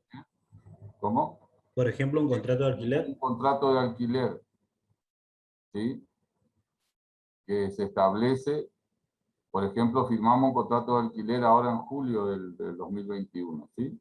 Y ahí firmamos que, bueno, y tal cual dice la norma ahora, la 27551, ¿sí? Que se va a actualizar una vez cada 12 meses y conforme los índices que establece ahí la norma. Eso es lo que dice la norma actual, ¿sí? Un RIPER, un sistema combinado. En ese sistema combinado se establece que, por lo tanto, queda prohibido lo que se llamaba los alquileres escalonados, ¿sí? Fijar un canon escalonado. Hoy un precio, mañana otro, mañana otro, mañana otro. Mañana me refiero a todos los meses. Decían, bueno, hoy me pagás 10.000, el mes que viene 12.000, el mes que viene 14.000, el mes que viene 16.000 y así.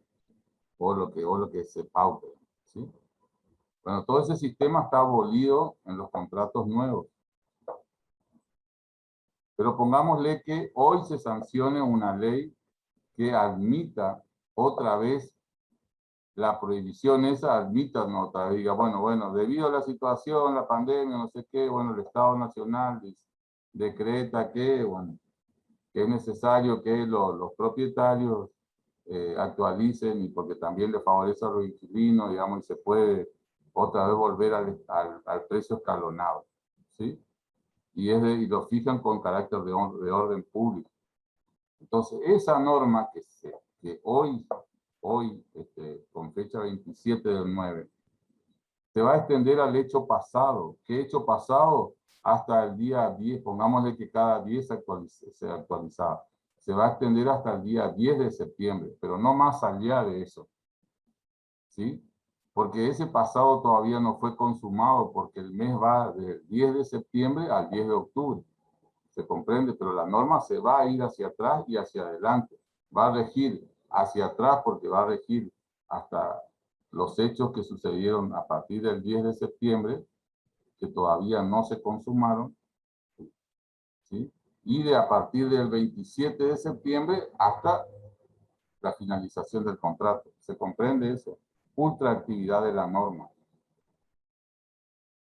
Pero si la norma fuera retroactiva, si fuera retroactiva, ahí ya no solamente se va a extender a lo que está clausurado ya, digamos, hasta el 10 de septiembre, se va a extender hasta el primer día del contrato y se va a revisar todo.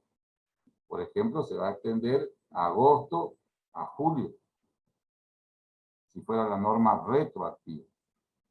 Y ahí se verá si esa norma retroactiva es constitucional o no y qué pasa con los derechos adquiridos.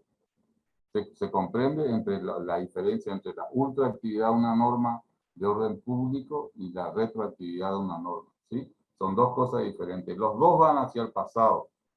Nada más que en el caso de la irretroactividad, el pasado a la que se va es un pasado no consumado, porque todavía los hechos no se cerraron, está abierto el arco todavía.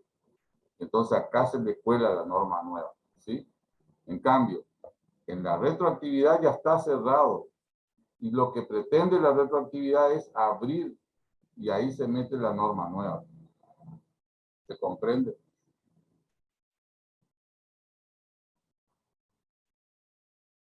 ¿Fuimos claros? ¿Se comprendió? No sé. Sofía, que habías preguntado. Sofía Agostina, me parece que era, si no me equivoco. Sí, ahí dice un compañero, que también me confundí, dice si la ultraactividad es lo mismo que la irretroactividad o no. A ver, la norma irretroactiva de orden público es ultraactiva. Sería como una característica, una posibilidad que tiene la norma de orden público. Y retroactiva, ser también ultraactiva.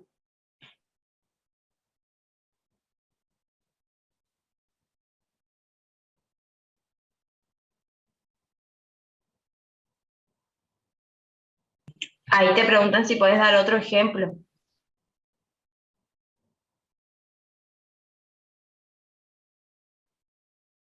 ¿Quién me pregunta quién es? Es Jimena Galeano. ¿Dónde está Jimena? A ver si te puedo ver. Poner tu cámara. Tienes solo audio, Jimena. Pero sí, si puedes habilitar tu micrófono, te escuchamos. No tiene, dice, ni cámara ni audio. Fíjate, en el caso de los exámenes, este es el caso bien, digamos, se puede aplicar esto. Como todavía el examen no está consumado, el efecto está abierto, entonces es posible cambiar de la virtualidad a la presencialidad, y la facultad que estableció una norma de orden público con efecto ultraactivo va hacia el pasado. ¿Por qué? Porque alcanza a los alumnos que todavía no rindieron y que van a rendir a futuro. ¿Y por qué les alcanza? Porque todavía no rindieron, porque todavía el hecho está abierto, la consecuencia no se produjo. Si ya hubieran rendido, ¿sí? Y ya hubieran tenido la nota, rindieron, para que se cambie, el decano va a tener que dictar una norma retroactiva que diga si todos los exámenes que se tomaron tal día, ¿sí?, se consideran como no rendidos y van a tener que rendir en la presencialidad. ¿Se comprende? Y ahí lo que se va a ver es si es constitucional o no es.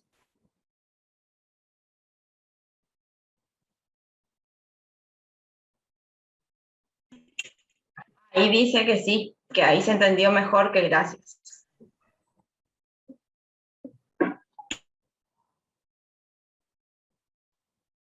Ustedes, por ejemplo, rindieron introducción al derecho, ¿sí? Ya tienen la nota, ya rindieron, ya cursaron, ya aprobaron para estar acá. Ya está cerrado. El efecto jurídico de obtener, de tener la materia incorporada como aprobada, ya se produjo. Ya se produjo. Si mañana se altera el programa y se vuelve a 1000 bolillas de las 10 nomás que ustedes tenían, no le van a decir a ustedes, miren que le faltan 999 bolillas que rendir de nuevo a unidad. No, porque está cerrado, el efecto está cerrado. Solamente una norma retroactiva que diga, bueno, que esto, que aquello, vamos a abrir todas las consecuencias jurídicas que se produjeron en introducción al derecho y todos los alumnos van a tener que rendir las 999 unidades que a partir de ahora se establecen para tener aprobado. Norma retroactiva. Norma retroactiva, nuevo programa de derecho, de introducción al derecho a partir de los alumnos de hoy para adelante y de los alumnos para atrás que todavía no tienen aprobado y que están cursando. Profe. Ultra activo. Ese también podría ser el ejemplo del caso cuando se modificó el plan de la carrera en el 2017. Exactamente. Ahí le agarró, a algunos le agarró la ultraactividad y a otros no, porque estaban ya estaban en el... Sí, entonces depende del plan esto, plan aquello. Bueno, entonces cada uno dependerá. Nosotros tenemos 2 programas, por ejemplo, el derecho privado parte general. Para un plan tenemos de tantas unidades y para ustedes tenemos de menos unidades inclusive. Pero si quieren tener más unidades, también le tenemos como oferta esas unidades. ¿Me entienden? ¿Qué querés que te aplique ahora? ¿La norma retroactiva o la norma irretroactiva? Irretroactiva. Irretroactiva. Muy bien. Estamos entonces. ¿Se comprendió? ¿Sí?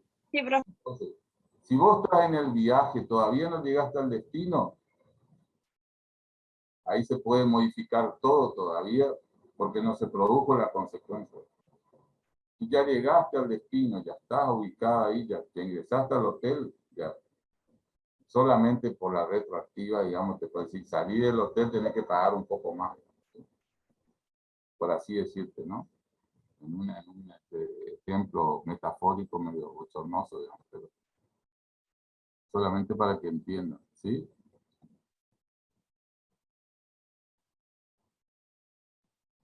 Profe, disculpe. ¿Sí? Sobre uno de los puntos del temario que nos dieron, en el punto 10 más específicamente que dice la diferencia entre capacidad de hecho y grado de madurez suficiente, ahí podría explayar que, por ejemplo, en la diferencia entre el tercer párrafo del artículo 25 y el último párrafo. Le leo. No, va a tener que leer un poquito, Sí. o va a tener que leer un poco los casos. Sí, sí, perdón, artículo 26, ejercicio sobre los derechos de la persona menor de edad. ¿Vio? Claro, pero estamos en diferencia. ¿Qué diferencia hay entre capacidad de hecho y grado de madurez suficiente? Es que, por ejemplo, vamos a suponer No una es tanto persona con menor. el ejemplo, sino una diferencia técnica. Sí, sí.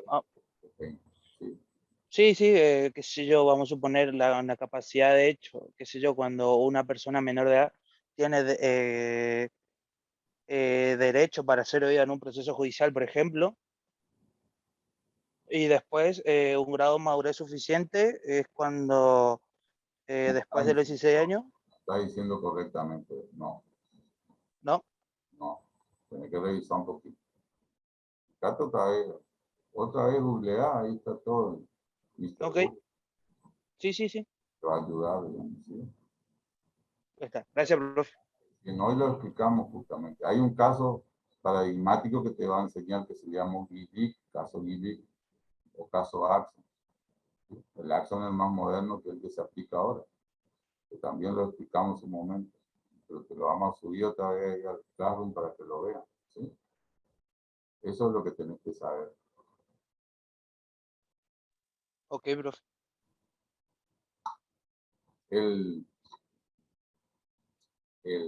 La capacidad de hecho, la ley presume, no te interroga nada, te presume por la edad, a partir de tal edad. En cambio, el grado de madurez suficiente tiene que ver con esos niños, niñas y adolescentes, ¿sí? Que conforme, le reiteramos, su historia de vida, su pasado, su recorrido histórico, los acontecimientos sociales, digamos, en lo que ocurrieron, las circunstancias de hecho, ¿sí? Pueda llegar a tener una comprensión del acto jurídico en particular que los afecta y opinar al respecto. Y ahí está el derecho a ser oído. Y el juez va a determinar, obviamente, siempre de manera multidisciplinar, porque va a hacer consulta con el psicólogo, con los médicos si es necesario, con cuerpos de asistentes sociales, etc. Y en base a eso va a determinar, además de eso, va a tener en cuenta la opinión del niño, o niña o adolescente.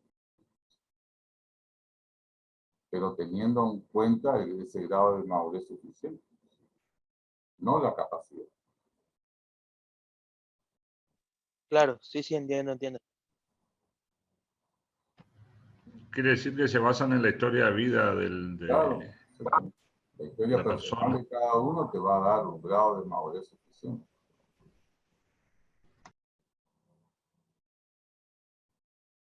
Es la experiencia que tenga ese niño o niña en base a eso. Entonces, como habíamos dicho, no es lo mismo un niño o una niña o un adolescente en un determinado contexto social, político, económico, religioso, cultural, etcétera, etcétera.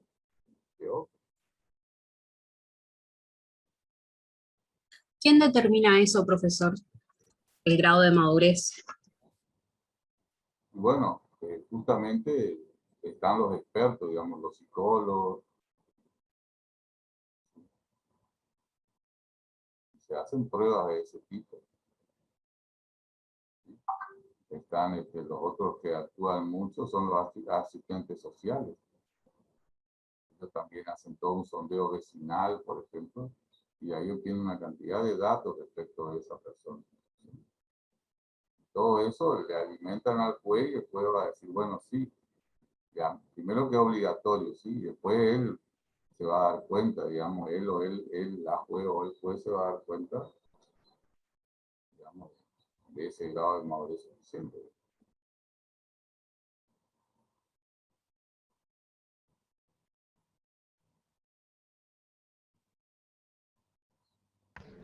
Una pregunta, profesor. ¿El examen van a hacer preguntas sobre los puntos o habían dicho que iban a hacer tipo resolución de casos? Fíjense una niña que comience a tener su periodo menstrual a los 11 años. ¿Sí? Aunque sea discontinuo. Y que pida, digamos, ya que se tomar, por ejemplo, pastillas anticonceptivas. O que se les enseñe sobre esos métodos, digamos, de cuidado. A veces se toman por otras razones, ¿no? Porque también por otras razones se toman esas pastillas. O se indican, digamos, medicalmente. Entonces, no es lo mismo una niña que haya tenido la experiencia de haber tenido su primera menstruación, digamos, que aquella que no lo ha tenido todavía. Por decirle solamente un detalle, no sé, Cruz, si vos querés agregar algo más al respecto del grado de madurez suficiente. Sí, sobre todo eso, o siempre hay que estar analizar a la situación particular y al respeto de la experiencia y del contexto de cada uno, digamos, de cada una, porque eso va a ser fundamental para que, o sea, cuando preguntaba recién la compañera Vanessa, bueno, ¿quién decide? El juez es quien toma la última decisión y se vale de todos los medios que tiene a su alcance, tanto de la entrevista psicológica como personalmente. El juez también tiene la obligación de oír directamente a los niños, las niñas y adolescentes, digamos, de las audiencias, de lo que le digan testigos, y así va a tomar lo que va a considerar, digamos, una decisión razonablemente fundada, basándose en ese interés superior del niño, y a su vez la niña o el niño va a tener la posibilidad después de apelar si no está de acuerdo con esa decisión y de seguir su proceso judicial como correspondiese, digamos, como debería continuar si fuera una persona adulta, porque tiene exactamente los mismos derechos. Recién no, pero esta mañana estuve leyendo una sentencia curiosa, digamos, que lo tengo bien a mano acá, de una triple filiación, digamos, ¿sí? Donde se determinó justamente la triple filiación de un niño, justamente en base a eso, ¿sí? La triple filiación, digamos, una mamá y dos papás. Sí. Bueno. No sé si ustedes por ahí vieron algunos la novela o la serie que se llama Pequeña Victoria, que dio en Telefe, que también contaba el caso, digamos, de una triple filiación. En ese caso eran 3 madres. Una madre gestante, la madre que aportó el óvulo, y una madre también que aportó el espermatozoide porque era una persona transexual. Así que en ese caso, digamos, también, y así, bueno, esa niña con ese contexto familiar posiblemente tenga otro contexto a una niña que tenga la familia tradicional que conocemos de madre y padre, digamos. Y así las distintas familias a las que todos tenemos, digamos, la que cada uno en particular tiene, 2 mamás, 2 papás, 3, digamos, y así las distintas situaciones. Bueno, esos niños, esas niñas tienen otro contexto, digamos, ni mejor ni peor, sino distinto al de otros niños, digamos, no se evalúa, digamos, si es mejor o peor, sino si es distinto, es diferente, y en el respeto a esa diferencia, digamos, es que se evalúa si tiene o no grado de madurez para tomar una cierta decisión. Claro, en ese caso se le escuchó al niño, ¿sí? Y él quería estar con los dos, digamos, porque era un padre biológico que apareció luego, digamos, ¿sí? Y su padre afectivo, que era la pareja de su mamá, actual pareja de su mamá, digamos, ¿sí? Y se estableció un régimen donde se compartía, digamos, porque la persona, digamos, biológico que vino a hacer lo que, entre comillas, debía hacer, que era impugnar la paternidad establecida, ¿sí? Y se adelantó eso, digamos, ¿sí? Se fijó esa posibilidad de tener esa triple filiación, ¿sí? Y alimentos para ambos, por ejemplo, entonces ambos dos van a concurrir, creo que con el 17% cada uno del deber alimentario en favor de sus hijos, y el régimen también compartido de comunicación, etcétera, ¿sí? Pero todo en base a lo que opinó el niño, digamos, en muchos de sus aspectos. ¿Estamos con eso? Nos estamos viendo entonces, ¿sí? Nos estamos viendo próximamente. Cerramos aquí. Bien, nos vemos el lunes que viene entonces. Cualquier cosa nos pueden escribir por Classroom, así vamos a estar atentos a sus dudas o consultas. De igual manera ahí ya tienen algún material que fuimos pasando.